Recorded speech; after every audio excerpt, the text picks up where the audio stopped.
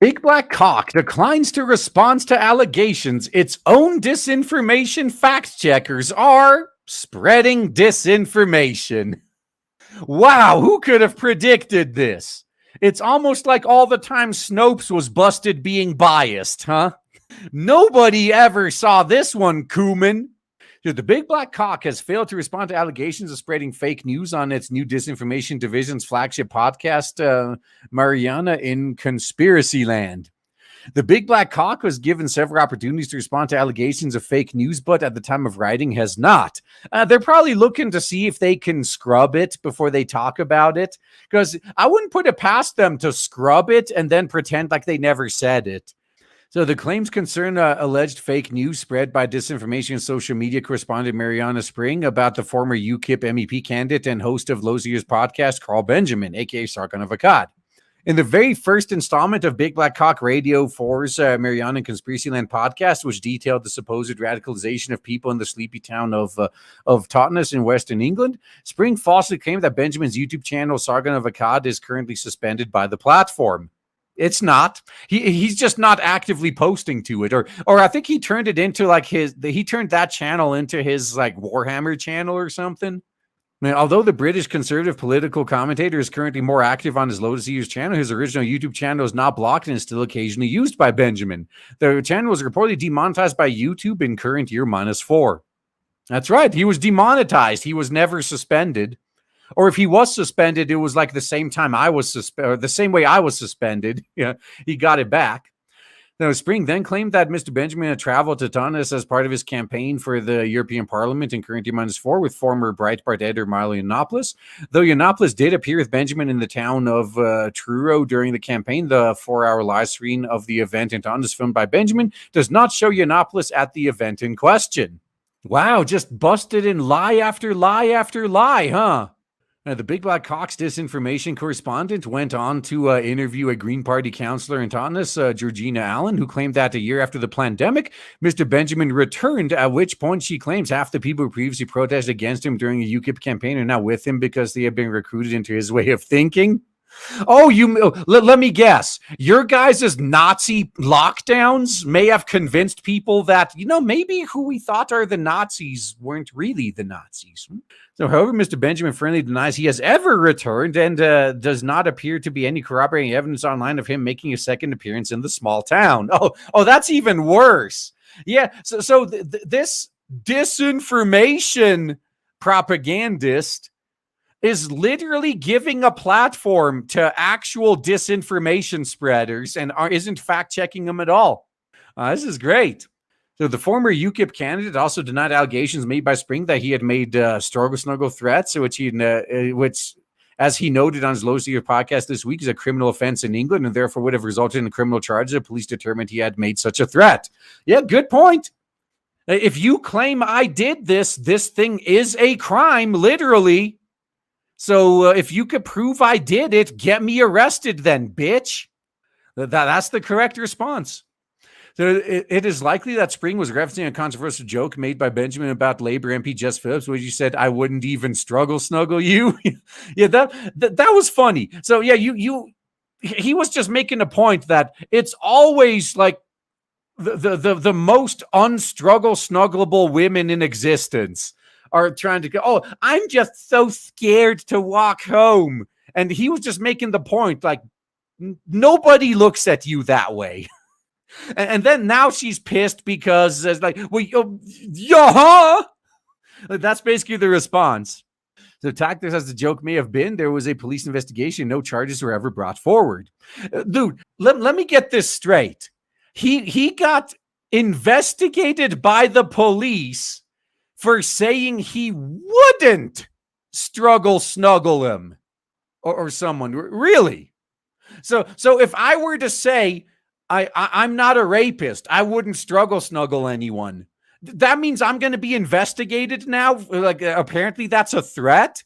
Like, are these women so desperate for any dick they can get that they consider it a threat if you tell them you would never give them their dick even by force? Like, well, what? Okay.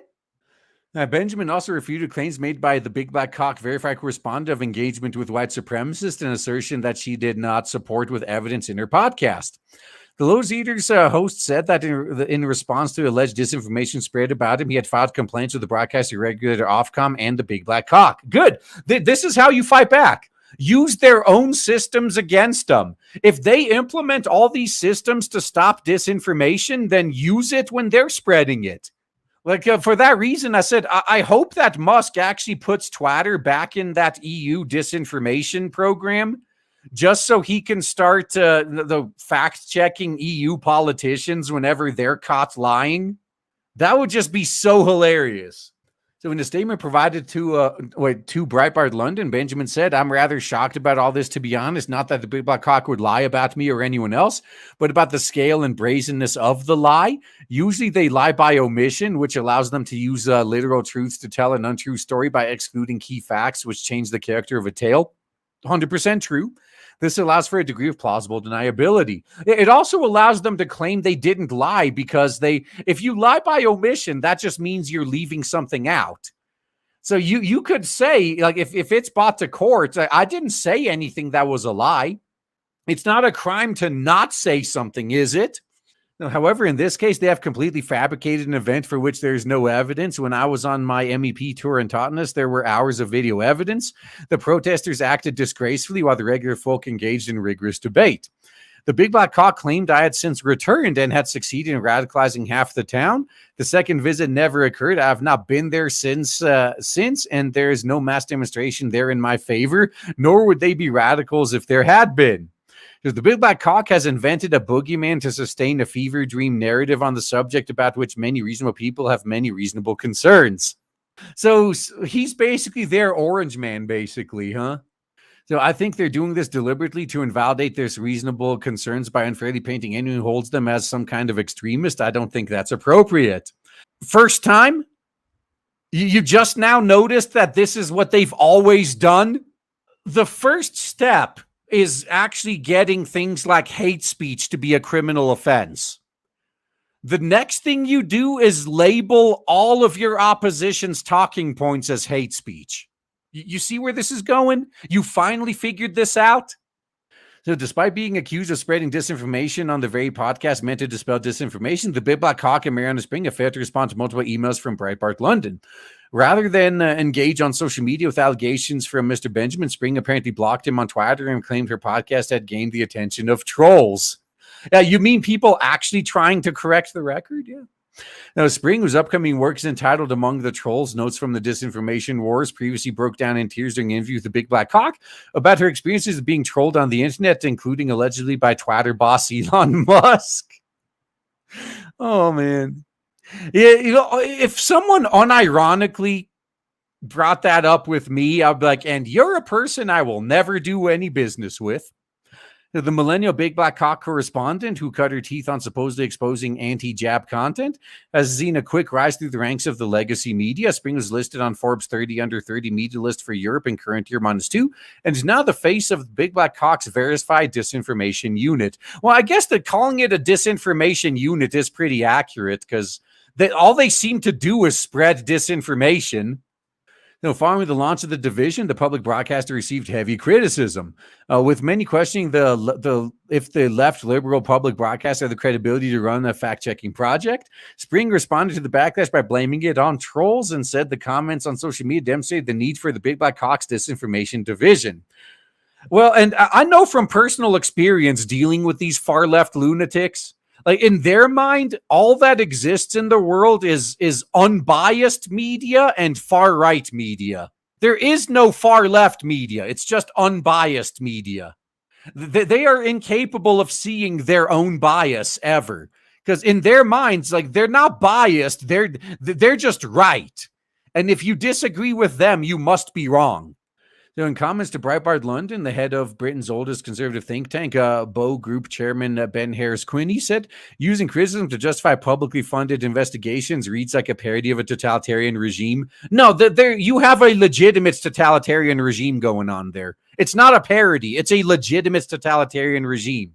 You guys need to wake up before it's too late and realize this.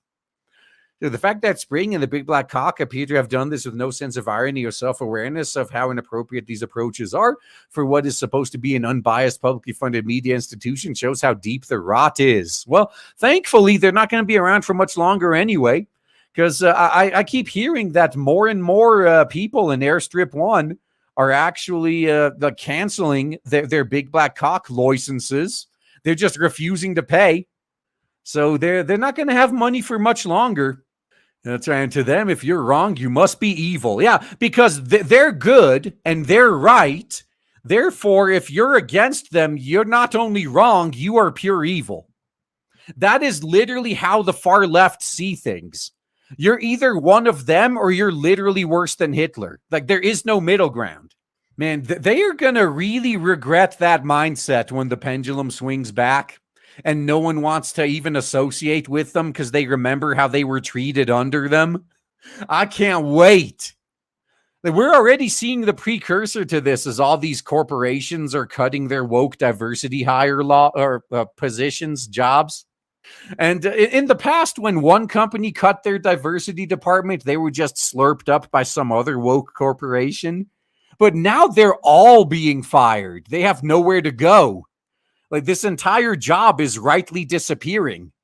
And no one's going to want to have to deal with these guys. Now, even, look, and most companies and individuals, I don't think, are openly going to say that they don't hire any of these woke radicals. They're just going to quietly stop hiring them.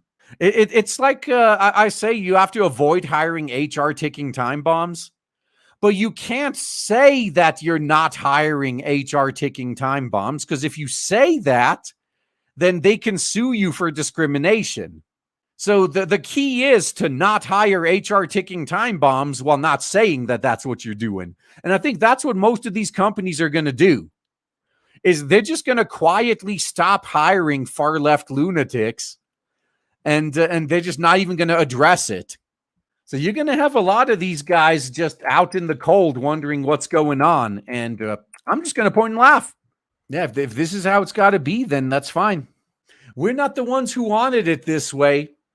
You know, we were more than willing to, I mean, up until very recently, I was all about like separate the art from the artist and all kinds of all that other kind of BS. But nowadays, I don't care if if they make something I would like. I'm no longer financially support people who I know hate me personally.